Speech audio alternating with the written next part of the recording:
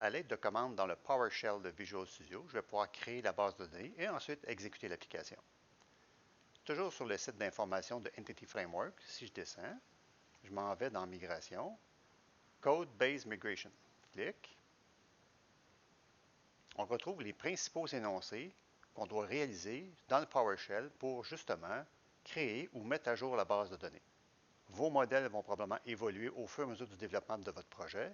Vous allez faire régulièrement des nouvelles migrations avec des mises à jour de la base de données.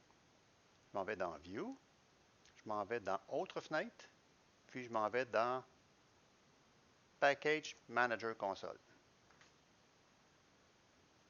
Je vais d'abord passer la commande add-tab migration. Vous devez donner un nom à votre migration qui reflète ce que vous avez apporté comme changement dans vos modèles. Je vais marquer ici Création, Employeur. Enter. Ce que l'instruction fait, c'est que dans Data, dans Migration, il y a un nouveau fichier qui est apparu qui contient des instructions C# qui vont permettre la création de la base de données dans SQL Server. À ce stade, la base de données n'est pas encore créée.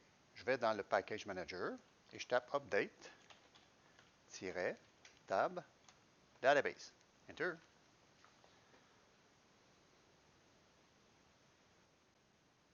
Ça semble être réalisé. Je vais maintenant aller voir la base de données si elle a été créée, ainsi que la table Employeur.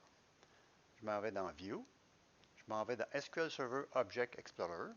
Je m'en vais sur le serveur en question, lequel je m'en vais dans App Setting. Et le nom de mon serveur, c'est MS SQL Local DB, qui est celui-là ici. Chevron, Databases, et je regarde dans les bases de données si j'ai créé. Je ne vois rien, je vais faire un refresh, je vais cliquer sur Database, je vais faire un refresh.